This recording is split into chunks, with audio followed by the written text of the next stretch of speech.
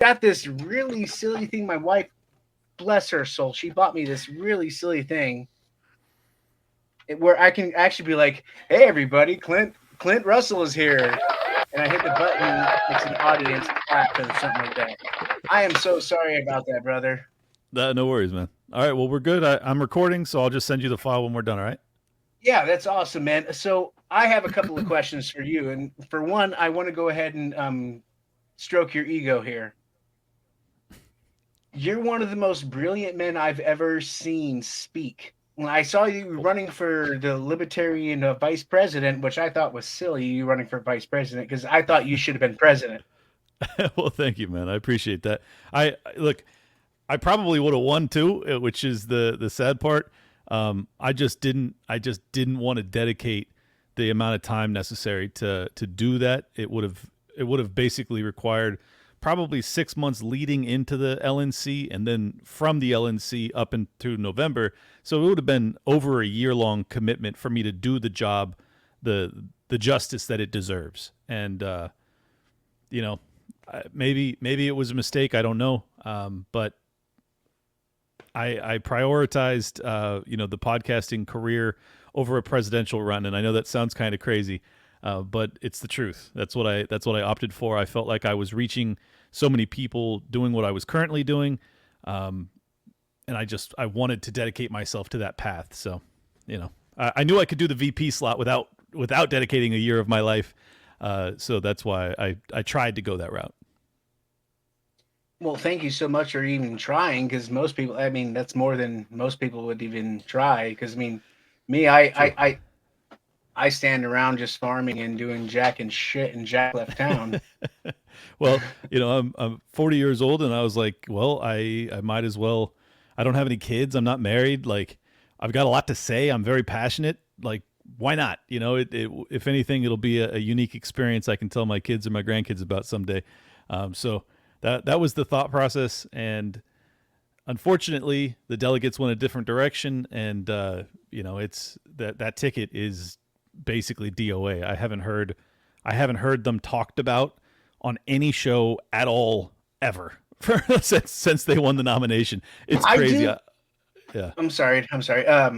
I do catch little glimpses of people talking about Chase Oliver, but it's not really mainstream. Of course, Libertarian Party is never super mainstream, but I hear whispers of Chase Oliver here. There, don't get me wrong. I don't hate Chase Oliver. I no Me hate either. at all.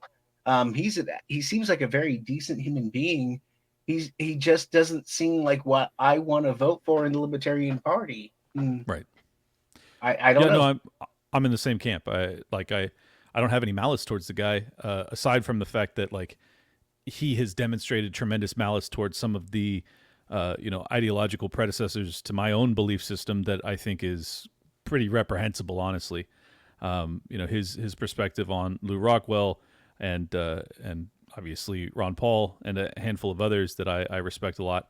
I was just like, man, that sucks. Like Yeah, I don't want a guy running for president that has opinions like that. I can't relate to that. It doesn't make any sense to me.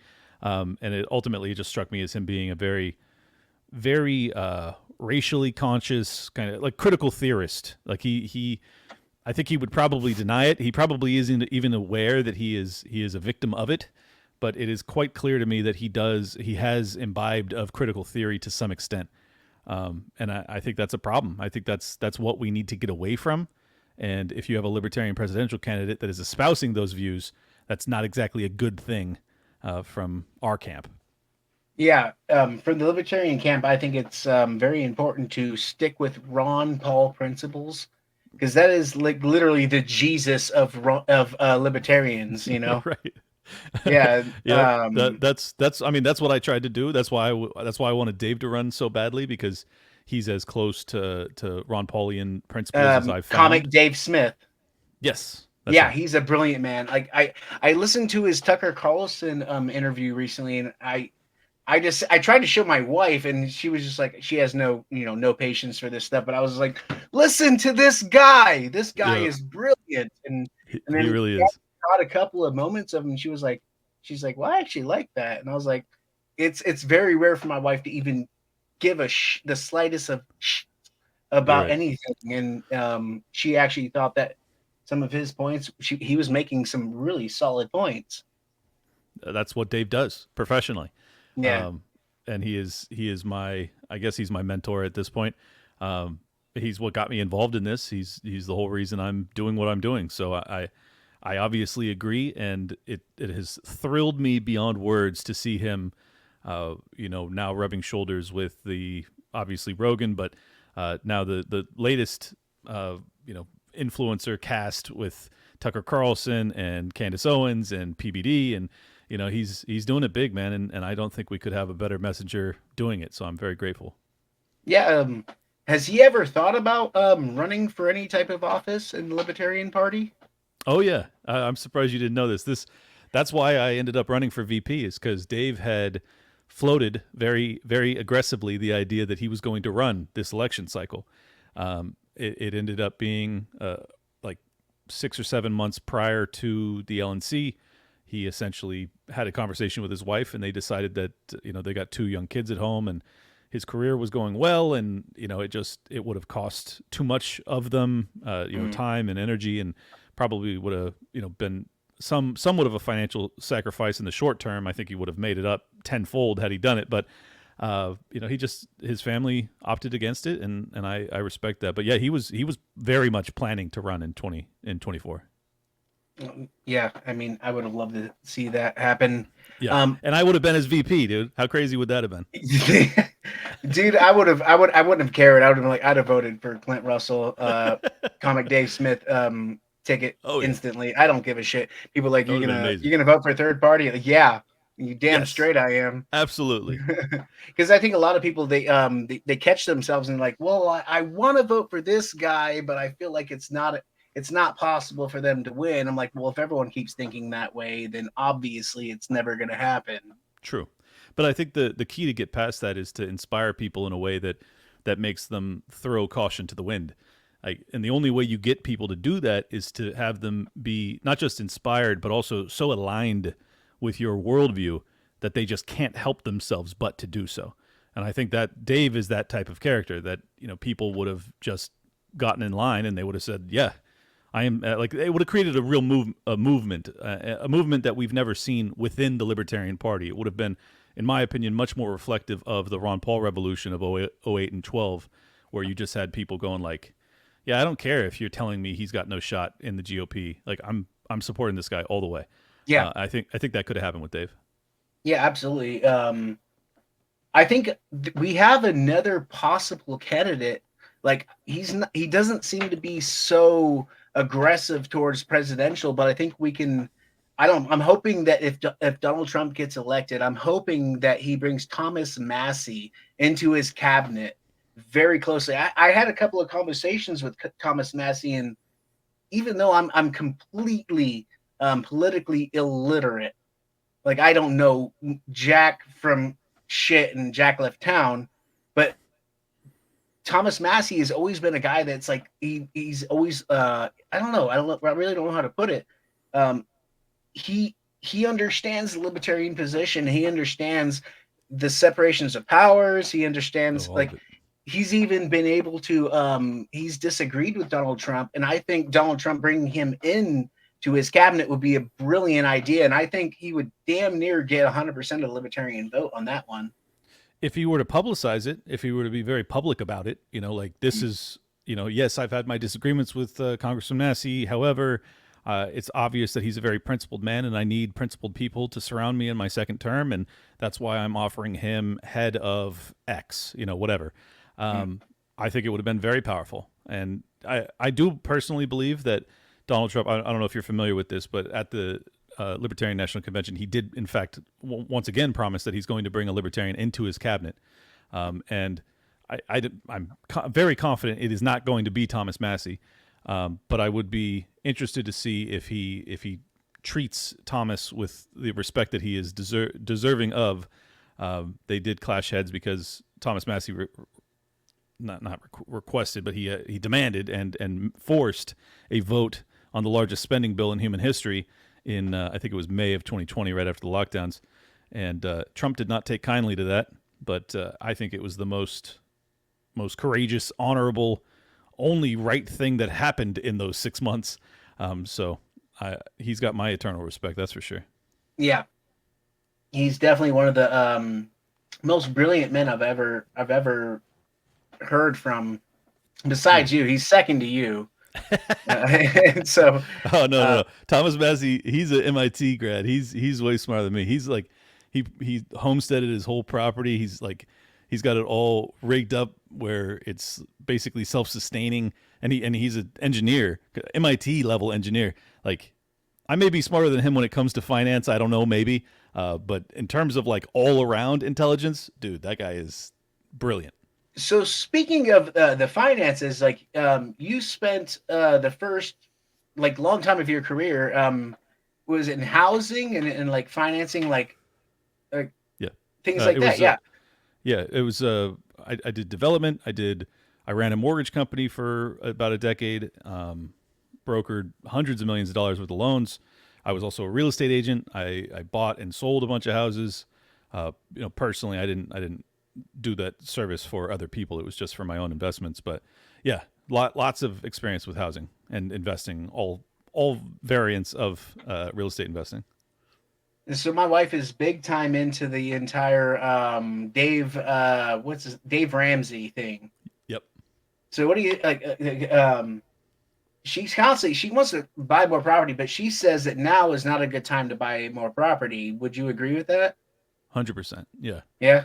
Yeah. The market is tipping over currently. Whether or not it is tipping over into a 0809 type of scenario, it doesn't appear to be at this junction, but the prices are softening across the U.S. and very starkly in some markets. So I think she's right. I think that the buying opportunities are in front of us, not now. So I would personally like I am personally not buying a house right now because I'm waiting for the market to correct. So I agree since that's what I'm doing myself. Well, good because thanks for reassuring me that my wife was right again. she ca- She sounds like a smart lady. she is a smart lady, but I'll never tell her that.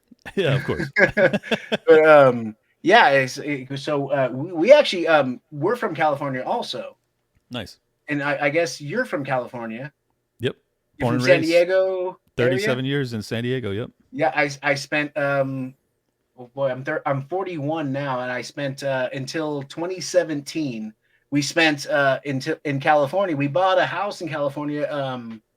It was probably around like it was a little bit after the 2008 market went down, and then they I think it was around like 2013 we were starting to recover. But we bought a very small house. It would need a lot of work, and then we bought it for like $136,000 or something close to that.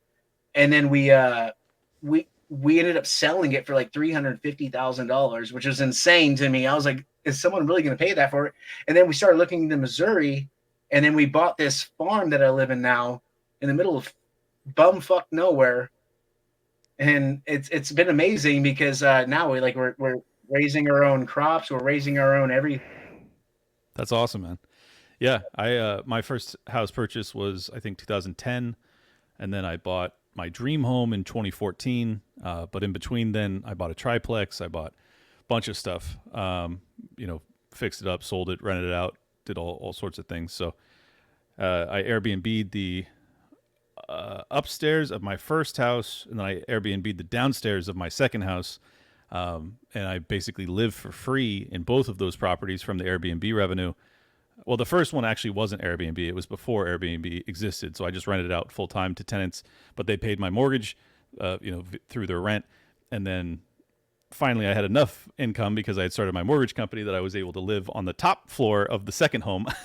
So I started, how Drake, you're probably not a rap fan, but Drake said, we started from the bottom. Now Yeah, we're here. I know That's how, Drake. Yeah, that's how I did my real estate investing. Started from the bottom. Now we're here. I never, look, man, never thought about that.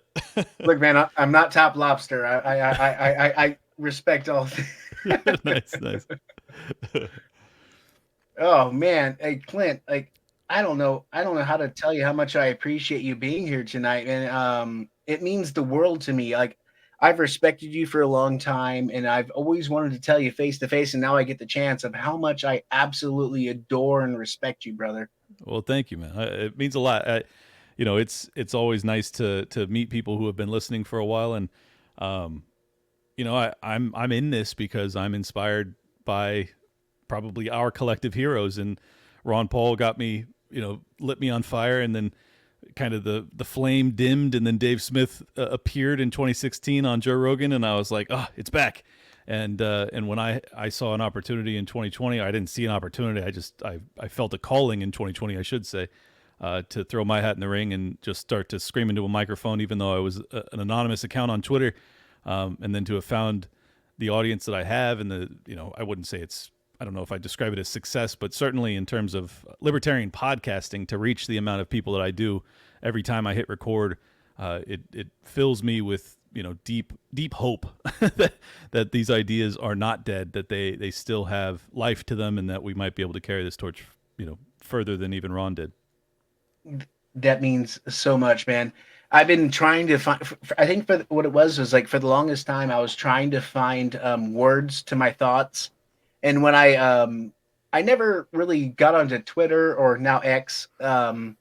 I never got on there. I never really paid attention to it. And then when I got on there, I saw. I think the first person I noticed was Josie, and Sure. then she connected me. Like once you connect to this person, it shows other people. And then I Yeah, saw yeah, you, and I yeah. saw Top, and I saw like a lot of fun people that Yep. just had a lot of amazing views. And it was like they were putting like I think you were the first person that was able to put words to thought for me.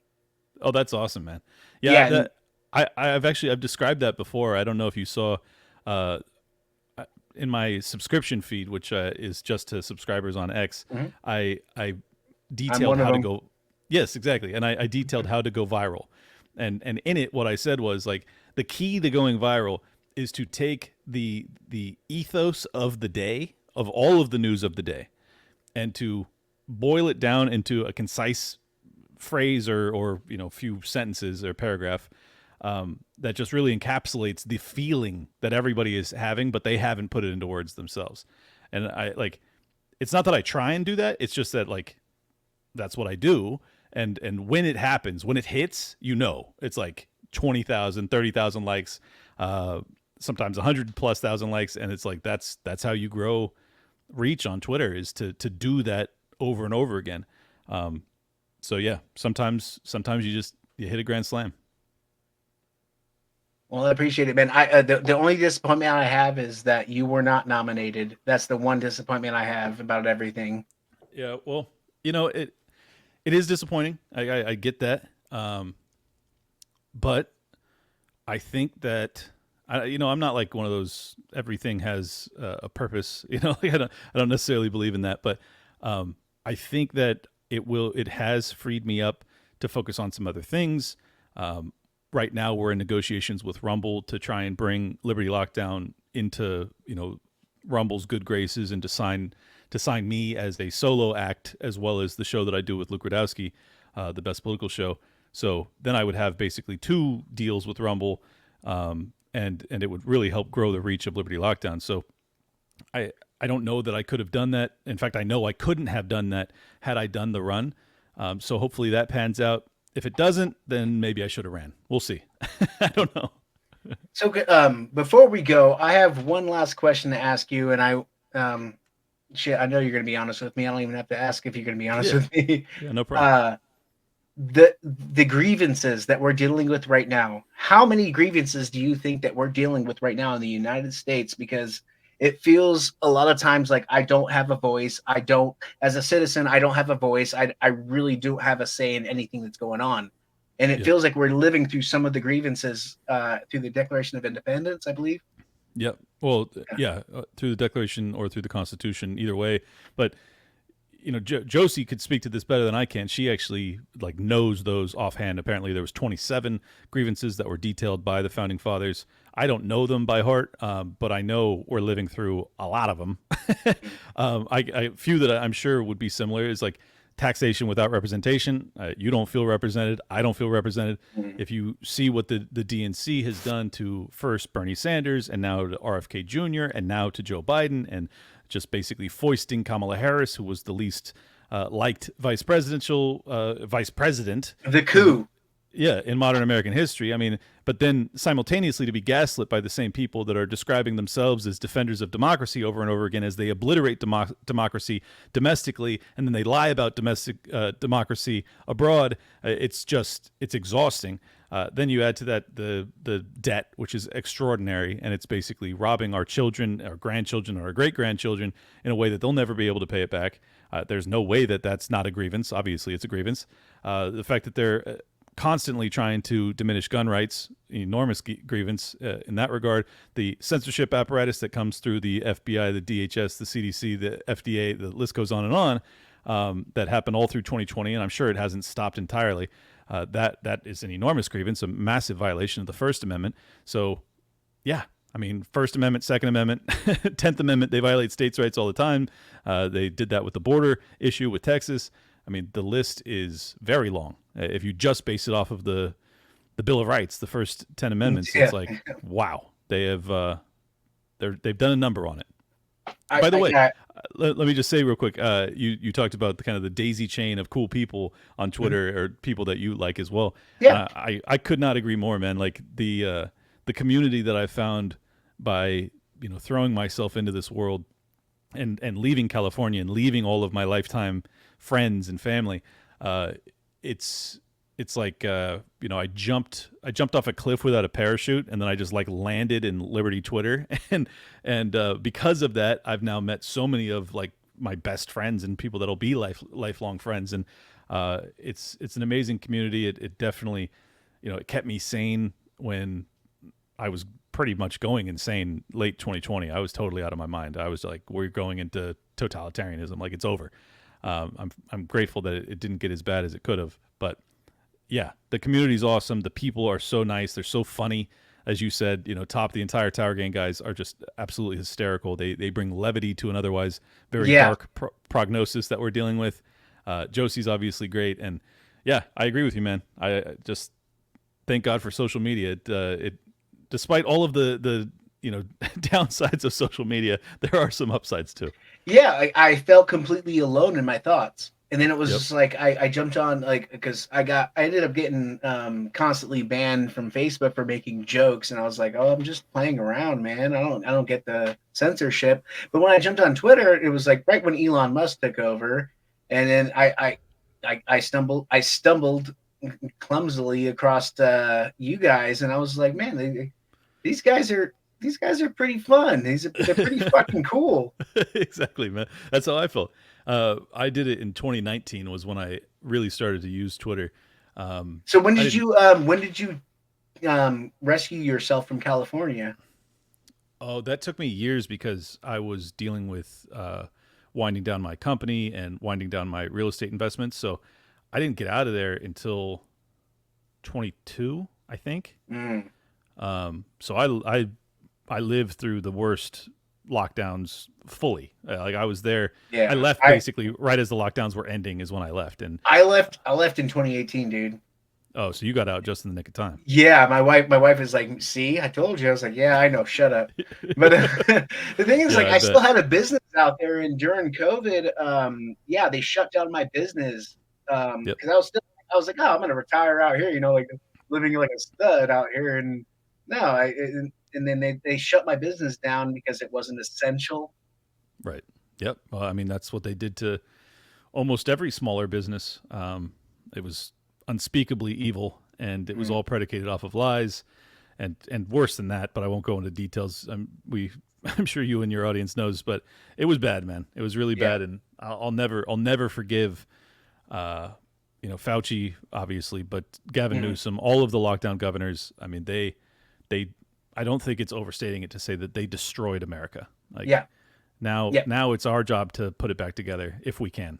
It's going to be a rough ride, and I think we can do this amicably, and I think we can do this peacefully, because I hope. there's no one thing I absolutely would never want to advocate for is violence in the slightest amount, in the slightest Same. way. Yep. Yeah, And thank you. I have I have to go out of my way to not call for revolution. Like I on Best Political Show yesterday. Actually, Josie was on, and Yeah, I we were saw talking that. about That was amazing. Yeah. yeah we were talking about Britain though, the UK, and I Mm. was just like, it took everything in me not to just be like, rise up, because Ye- like what they're doing to those people is so egregious, but at the same time, like I'm a peaceful person, I do not want to Yeah. see violence, but I also don't want to see tyranny. I don't want to see people that are just totally broken and have no hope and no pathway to redress. And it's like the British government, the UK, is definitely trying to prevent these people from having any Well, avenues for peaceful they're redress. even talking about preventing American citizens from having a say over Yep. the internet. Like they're like, oh, we're gonna we're gonna hunt you down. I'm like, I'm like, Yeah, man.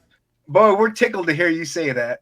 I know. I mean, see, that's when I don't have a problem talking about violence. If a foreign government wants to come and extradite me for something I said on the internet, yeah, you can meet me in the fucking town square, dude. Like I ain't leaving. Yeah. So yeah, I mean that's an easy one. But beyond Fortunately, I that, live. Fortunately, I live in an area to where I'll be like, oh, looks like Jim, looks like Cletus over here yeah, looks exactly. like they came to Cletus's house first. Yeah, you wouldn't even have to worry about it. Your neighbors No, would I'm handle like, oh that man. issue. But uh, God bless you, Clint. Thank you so much for being on the podcast, man. This is. I was trying to get this thing going, and dang Well, it, no, I have to say that you're the most brilliant man I've ever known, I've ever met. I've never met you yet, but I hope to meet you one day in I'm person. sure. No, I'm sure we will eventually, and I'm glad I was able to help get your settings right. So now that you'll be able to do this with other people moving forward. Green Um, screen. One day I'm gonna be in a beach. nice, man. Hey, we all start somewhere. I'll Dropbox you the file, and you can post it wherever you want. All right. You're the best, brother. I appreciate you, Hey, man. in DM me your email address because that's the only way I can Dropbox it. All right, I appreciate you, brother. I will. I'll do it on Twitter, brother. All right. Have a good night. And you too, brother. God bless you.